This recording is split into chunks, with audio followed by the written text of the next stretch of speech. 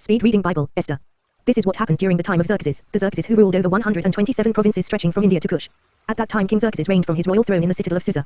And in the 3rd year of his reign he gave a banquet for all his nobles and officials. The military leaders of Persia and Media, the princes, and the nobles of the provinces were present. For a full 180 days he displayed the vast wealth of his kingdom and the splendor and glory of his majesty. When these days were over, the king gave a banquet, lasting 7 days, in the enclosed garden of the king's palace, for all the people from the least to the greatest, who were in the citadel of Susa. The garden had hangings of white and blue linen, fastened with cords of white linen and purple material to silver rings on marble pillars. There were couches of gold and silver on a mosaic pavement of porphyry, marble, mother of pearl and other costly stones. Wine was served in goblets of gold, each one different from the other, and the royal wine was abundant, in keeping with the king's liberality. By the king's command each guest was allowed to drink in his own way, for the king instructed all the wine stewards to serve each man what he wished. Queen Vashti also gave a banquet for the women in the royal palace of King Xerxes. On the 7th day, when King Xerxes was in high spirits from wine, he commanded the 7 eunuchs who served him Meluman, Biztha, Harbona, Bigtha, Abagtha, Zephyr and Carcass, to bring before him Queen Vashti, wearing her royal crown, in order to display her beauty to the people and nobles, for she was lovely to look at. But when the attendants delivered the king's command, Queen Vashti refused to come. Then the king became furious and burned with anger. Since it was customary for the king to consult experts in matters of law and justice, he spoke with the wise men who understood the times, and were closest to the king Karshina, Shah, Admatha, Tarshish, Mears, Marsna and Memucan, the 7 nobles of Persia and Media who had special access to the king and were highest in the kingdom. According to law, what must be done to Queen Vashti? He asked. She has not obeyed the command of King Xerxes that the eunuchs have taken to her. Then Memucan replied in the presence of the king and the nobles, Queen Vashti has done wrong, not only against the king but also against all the nobles and the peoples of all the provinces of King Xerxes. For the queen's conduct will become known to all the women, and so they will despise their husbands and say, King Xerxes commanded Queen Vashti to be brought before him, but she would not come. This very day the Persian and Median women of the nobility who have heard about the queen's conduct will respond to all the king's nobles in the same way. There will be no end of disrespect and discord. Therefore, if it pleases the king, let him issue a royal decree and let it be written in the laws of Persia and Media, which cannot be repealed, that Vashti is never again to enter the presence of King Xerxes. Also let the king give her royal position to someone else who is better than she. Then when the king's edict is proclaimed throughout all his vast realm, all the women will respect their husbands, from the least to the greatest. The king and his nobles were pleased with this advice, so the king did as Memucan proposed. He sent dispatches to all parts of the kingdom, to each province in its own script and to each people in its own language, proclaiming in each people's tongue that every man should be ruler over his own household. Later when the anger of King Xerxes had subsided, he remembered Vashti and what she had done and what he had decreed about her. Then the king's personal attendants proposed, let a search be made for beautiful young virgins for the king. Let the king appoint commissioners in every province of his realm to bring all these beautiful girls into the harem at the citadel of Susa.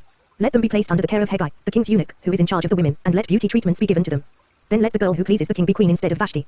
This advice appealed to the king, and he followed it.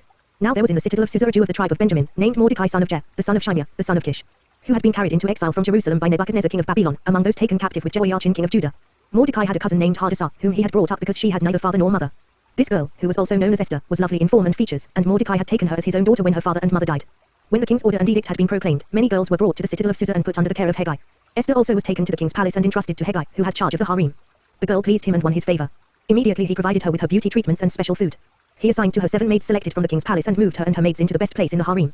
Esther had not revealed her nationality and family background, because Mordecai had forbidden her to do so. Every day he walked back and forth near the courtyard of the harem to find out how Esther was and what was happening to her. Before a girl's turn came to go into King Xerxes, she had to complete 12 months of beauty treatments prescribed for the women, 6 months with oil of myrrh and 6 with perfumes and cosmetics.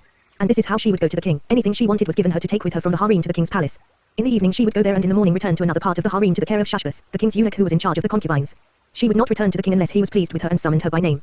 When the turn came for Esther, the girl Mordecai had adopted, the daughter of his uncle Abihail, to go to the king, she asked for nothing other than what Hegai, the king's eunuch who was in charge of the harem, suggested. And Esther won the favor of everyone who saw her. She was taken to King Xerxes in the royal residence in the 10th month, the month of Tebeth, in the 7th year of his reign.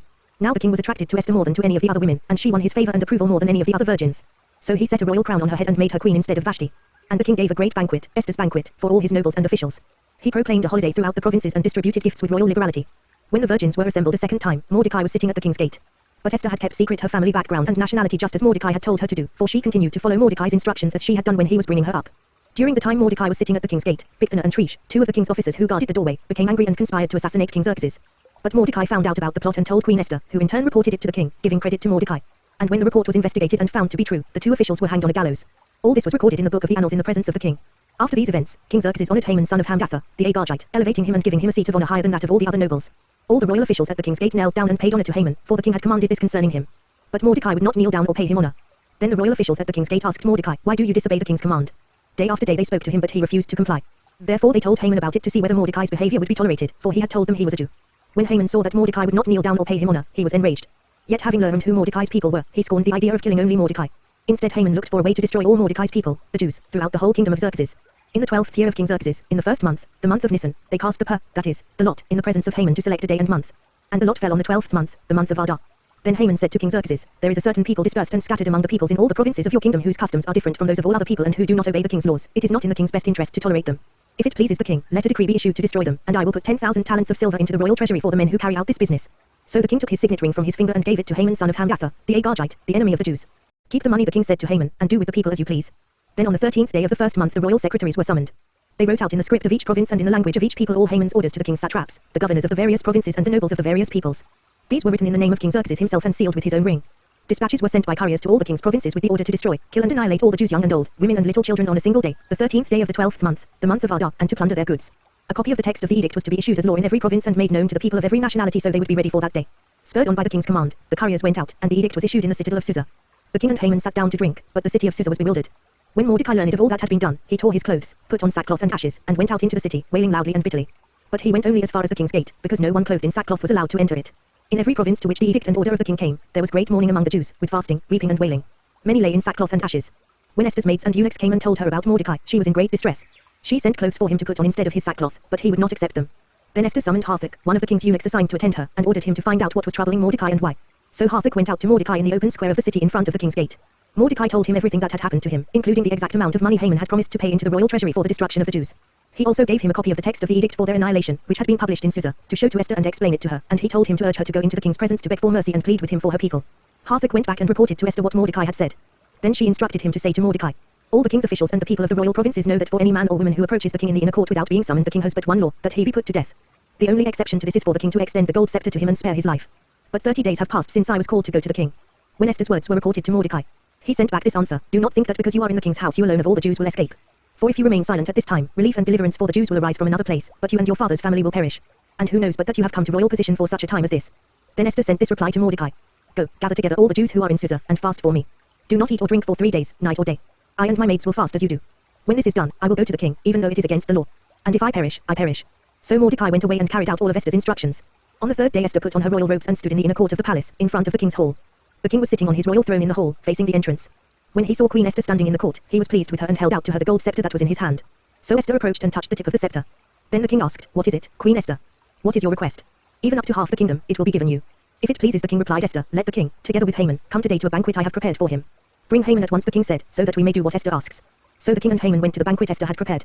As they were drinking wine, the king again asked Esther, now what is your petition? It will be given you. And what is your request? Even up to half the kingdom, it will be granted. Esther replied, my petition and my request is this. If the king regards me with favor and if it pleases the king to grant my petition and fulfill my request, let the king and Haman come tomorrow to the banquet I will prepare for them. Then I will answer the king's question. Haman went out that day happy and in high spirits. But when he saw Mordecai at the king's gate and observed that he neither rose nor showed fear in his presence, he was filled with rage against Mordecai. Nevertheless, Haman restrained himself and went home. Calling together his friends and Zeresh, his wife, Haman boasted to them about his vast wealth, his many sons, and all the ways the king had honored him and how he had elevated him above the other nobles and officials. And that's not all, Haman added. I'm the only person Queen Esther invited to accompany the king to the banquet she gave. And she has invited me along with the king tomorrow. But all this gives me no satisfaction as long as I see that Mordecai sitting at the king's gate. His wife Zeresh and all his friends said to him, have a gallows built, 7 to 5 feet high, and ask the king in the morning to have Mordecai hanged on it. Then go with the king to the dinner and be happy. This suggestion delighted Haman, and he had the gallows built. That night the king could not sleep, so he ordered the book of the Chronicles, the record of his reign, to be brought in and read to him. It was found recorded there that Mordecai had exposed Bigthana and Tresh, 2 of the king's officers who guarded the doorway, who had conspired to assassinate King Xerxes. What honor and recognition has Mordecai received for this? The king asked. Nothing has been done for him, his attendants answered. The king said, who is in the court? Now Haman had just entered the outer court of the palace to speak to the king about hanging Mordecai on the gallows he had erected for him. His attendants answered, Haman is standing in the court. Bring him in, the king ordered. When Haman entered, the king asked him, what should be done for the man the king delights to honor? Now Haman thought to himself, who is there that the king would rather honor than me? So he answered the king, for the man the king delights to honor. Have them bring a royal robe the king has worn and a horse the king has ridden, one with a royal crest placed on its head. Then let the robe and horse be entrusted to one of the king's most noble princes. Let them robe the man the king delights to honor, and lead him on the horse through the city streets, proclaiming before him, this is what is done for the man the king delights to honor. Go at once, the king commanded Haman. Get the robe and the horse and do just as you have suggested for Mordecai the Jew, who sits at the king's gate. Do not neglect anything you have recommended. So Haman got the robe and the horse. He robed Mordecai and led him on horseback through the city streets, proclaiming before him, this is what is done for the man the king delights to honor. Afterward Mordecai returned to the king's gate. But Haman rushed home, with his head covered in grief, and told Zeresh his wife and all his friends everything that had happened to him. His advisers and his wife Zeresh said to him, since Mordecai, before whom your downfall has started, is of Jewish origin, you cannot stand against him, you will surely come to ruin. While they were still talking with him, the king's eunuchs arrived and hurried Haman away to the banquet Esther had prepared. So the king and Haman went to dine with Queen Esther. And as they were drinking wine on that second day, the king again asked, Queen Esther, what is your petition? It will be given you. What is your request? Even up to half the kingdom, it will be granted. Then Queen Esther answered, if I have found favor with you, O king, and if it pleases your majesty, grant me my life, this is my petition. And spare my people, this is my request. For I and my people have been sold for destruction and slaughter and annihilation. If we had merely been sold as male and female slaves, I would have kept quiet, because no such distress would justify disturbing the king. King Xerxes asked Queen Esther, who is he? Where is the man who has dared to do such a thing? Esther said, the adversary and enemy is this vile Haman. Then Haman was terrified before the king and queen. The king got up in a rage, left his wine and went out into the palace garden. But Haman, realizing that the king had already decided his fate, stayed behind to beg Queen Esther for his life. Just as the king returned from the palace garden to the banquet hall, Haman was falling on the couch where Esther was reclining. The king exclaimed, "Will he even molest the queen while she is with me in the house?" As soon as the word left the king's mouth, they covered Haman's face. Then Harbona, one of the eunuchs attending the king, said, "A gallows 75 feet high stands by Haman's house." He had it made for Mordecai, who spoke up to help the king. The king said, "Hang him on it." So they hanged Haman on the gallows he had prepared for Mordecai. Then the king's fury subsided. That same day King Xerxes gave Queen Esther the estate of Haman, the enemy of the Jews. And Mordecai came into the presence of the king, for Esther had told how he was related to her. The king took off his signet ring, which he had reclaimed from Haman, and presented it to Mordecai. And Esther appointed him over Haman's estate. Esther again pleaded with the king, falling at his feet and weeping. She begged him to put an end to the evil plan of Haman the Agagite, which he had devised against the Jews. Then the king extended the gold scepter to Esther, and she arose and stood before him. "If it pleases the king," she said, "and if he regards me with favor and thinks it the right thing to do, and if he is pleased with me, let an order be written overruling the dispatches that Haman son of Hamdatha, the Agagite, devised and wrote to destroy the Jews in all the king's provinces. For how can I bear to see disaster fall on my people? How can I bear to see the destruction of my family?" King Xerxes replied to Queen Esther and to Mordecai the Jew, "Because Haman attacked the Jews, I have given his estate to Esther, and they have hanged him on the gallows. Now write another decree in the king's name in behalf of the Jews as seems best to you, and seal it with the king's signet ring, for no document written in the king's name and sealed with his ring can be revoked." At once the royal secretaries were summoned on the 23rd day of the 3rd month, the month of Sivan. They wrote out all Mordecai's orders to the Jews, and to the satraps, governors and nobles of the 127 provinces stretching from India to Kush. These orders were written in the script of each province and the language of each people, and also to the Jews in their own script and language. Mordecai wrote in the name of King Xerxes, sealed the dispatches with the king's signet ring, and sent them by mounted couriers, who rode fast horses especially bred for the king. The king's edict granted the Jews in every city the right to assemble and protect themselves, to destroy, kill and annihilate any armed force of any nationality or province that might attack them and their women and children, and to plunder the property of their enemies. The day appointed for the Jews to do this in all the provinces of King Xerxes was the 13th day of the 12th month, the month of Adar. A copy of the text of the edict was to be issued as law in every province and made known to the people of every nationality, so that the Jews would be ready on that day to avenge themselves on their enemies. The couriers, riding the royal horses, raced out, spurred on by the king's command. And the edict was also issued in the citadel of Susa. Mordecai left the king's presence wearing royal garments of blue and white, a large crown of gold and a purple robe of fine linen. And the city of Susa held a joyous celebration. For the Jews it was a time of happiness and joy, gladness and honor. In every province and in every city, wherever the edict of the king went, there was joy and gladness among the Jews, with feasting and celebrating. And many people of other nationalities became Jews because fear of the Jews had seized them. On the 13th day of the 12th month, the month of Adar, the edict commanded by the king was to be carried out. On this day the enemies of the Jews had hoped to overpower them, but now the tables were turned and the Jews got the upper hand over those who hated them. The Jews assembled in their cities in all the provinces of King Xerxes to attack those seeking their destruction. No one could stand against them, because the people of all the other nationalities were afraid of them. And all the nobles of the provinces, the satraps, the governors and the king's administrators helped the Jews, because fear of Mordecai had seized them. Mordecai was prominent in the palace, his reputation spread throughout the provinces, and he became more and more powerful. The Jews struck down all their enemies with the sword, killing and destroying them, and they did what they pleased to those who hated them. In the citadel of Susa, the Jews killed and destroyed 500 men. They also killed Parshandatha, Dalphon, Aspatha, Pratha, Adalia, Aridatha, Parmashta, Arizai, Aridai and Vaizatha. The 10 sons of Haman son of Hamdatha, the enemy of the Jews. But they did not lay their hands on the plunder. The number of those slain in the citadel of Susa was reported to the king that same day. The king said to Queen Esther, "The Jews have killed and destroyed 500 men and the 10 sons of Haman in the citadel of Susa. What have they done in the rest of the king's provinces? Now what is your petition? It will be given you. What is your request? It will also be granted." "If it pleases the king," Esther answered, "give the Jews in Susa permission to carry out this day's edict tomorrow also, and let Haman's 10 sons be hanged on gallows." So the king commanded that this be done. An edict was issued in Susa, and they hanged the 10 sons of Haman. The Jews in Susa came together on the 14th day of the month of Adar, and they put to death in Susa 300 men, but they did not lay their hands on the plunder. Meanwhile, the remainder of the Jews who were in the king's provinces also assembled to protect themselves and get relief from their enemies. They killed 75,000 of them but did not lay their hands on the plunder. This happened on the 13th day of the month of Adar, and on the 14th they rested and made it a day of feasting and joy. The Jews in Susa, however, had assembled on the 13th and 14th, and then on the 15th they rested and made it a day of feasting and joy. That is why rural Jews, those living in villages, observe the 14th of the month of Adar as a day of joy and feasting, a day for giving presents to each other. Mordecai recorded these events, and he sent letters to all the Jews throughout the provinces of King Xerxes, near and far, to have them celebrate annually the 14th and 15th days of the month of Adar, as the time when the Jews got relief from their enemies, and as the month when their sorrow was turned into joy and their mourning into a day of celebration. He wrote them to observe the days as days of feasting and joy and giving presents of food to one another and gifts to the poor. So the Jews agreed to continue the celebration they had begun, doing what Mordecai had written to them. For Haman son of Hamdatha, the Agagite, the enemy of all the Jews, had plotted against the Jews to destroy them and had cast that is, the lot, for their ruin and destruction. But when the plot came to the king's attention, he issued written orders that the evil scheme Haman had devised against the Jews should come back onto his own head, and that he and his sons should be hanged on the gallows. Therefore these days were called Purim, from the word pur. Because of everything written in this letter and because of what they had seen and what had happened to them. The Jews took it upon themselves to establish the custom that they and their descendants and all who join them should without fail observe these 2 days every year, in the way prescribed and at the time appointed. These days should be remembered and observed in every generation by every family, and in every province and in every city.